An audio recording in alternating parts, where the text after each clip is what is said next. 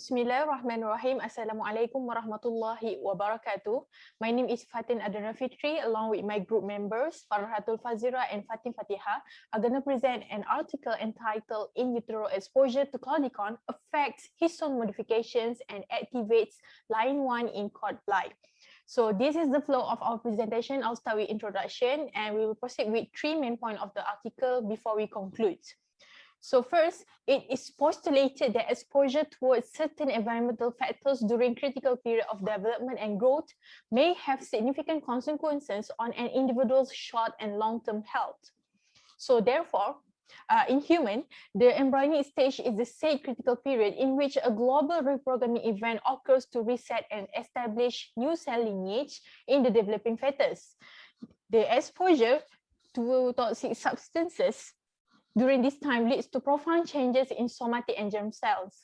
In some cases, the effects can persist in adulthood and can even be transmitted to the following generations. So this article mentioned numerous effects of various pollutants on either site-specific or global DNA methylation in humans documented in a recent review. As such, one is mentioned is Chlordecone, an organochlorine pesticide. So Chlordecone is an organochlorine pesticide that has been shown to affect H3K4 after prenatal in utero exposure in animal experiment. So H3K4 is a silencing mark and associated with transcription activation. So on another hand, H3K9 also a silencing marks are important for the formation of pericentrometric chromatin.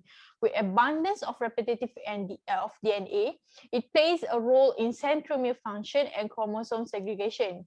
So besides pericentromere formation, the silencing histone marks together with DNA methylation are also involved in the control of transposable elements, which comprise up to 45% of the human genomes.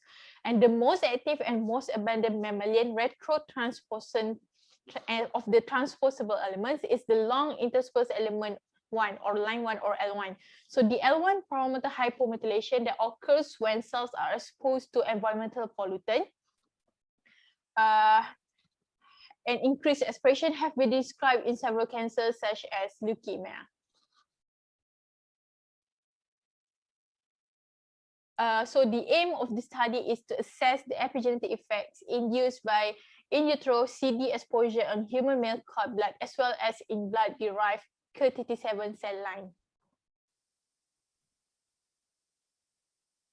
Okay, first and foremost, I'm going to explain the first epigenetic effect, which is the histone modifications.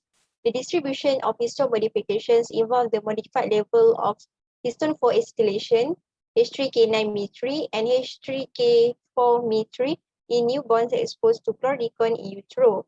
Firstly, histone 4 acetylation, H4AC, is known to be an important protein that play a role in controlling DNA repair. Based on this study, chlordecone exposure in utero did not cause changes in the levels of H4AC. Next, for the H3K9 that play a role in transcription process, it shows that chlordecone exposure leads to a global decrease in H3K9 in the nucleus. Besides, exposure to chlordecone also leads to a decreased level of H3K9 of at satellite DNA, which includes both satellite 2 and satellite alpha. For the H3K4 it is a major chromatin mark that involved in the regulation of gene transcription. It acts as a site for the binding of chromatin factors and nucleosome remodeling complexes. It shows that global H3K4 occupancy has slightly decreased in chlordecone-exposed newborns compared to non-exposed.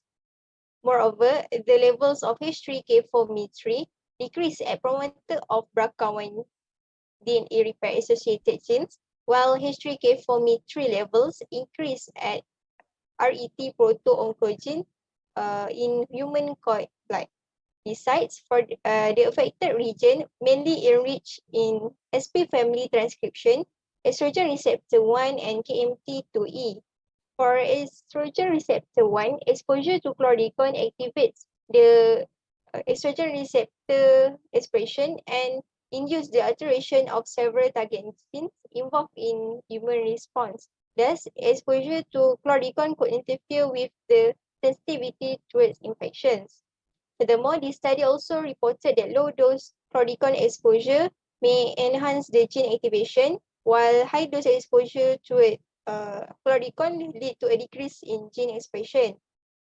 Beside from the estrogen receptor 1 activation, KMT2E gene are also involved in histone modification.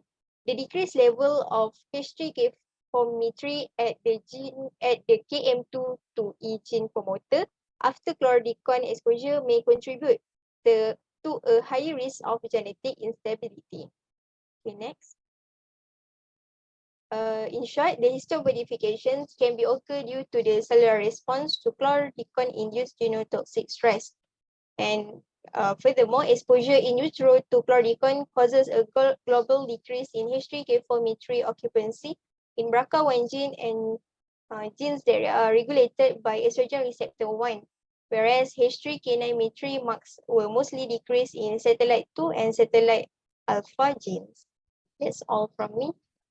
Next, I'll be talking about the changes in the telomere length. So telomeres are essential for protection of the end of the chromosome, and the decrease in H3K9, which is important for telomere function after CD exposure, could affect the telomeres length.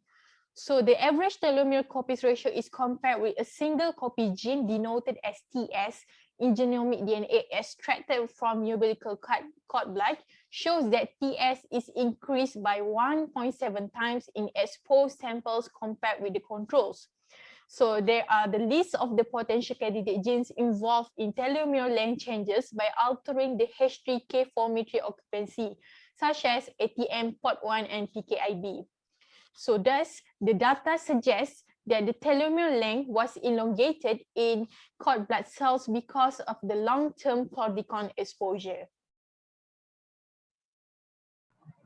Now, I will be explaining on the LINE-1 activation. So what is LINE-1 or L1? L1 is an retrotransposon element and plays role in the reverse transcription and retrotransposition.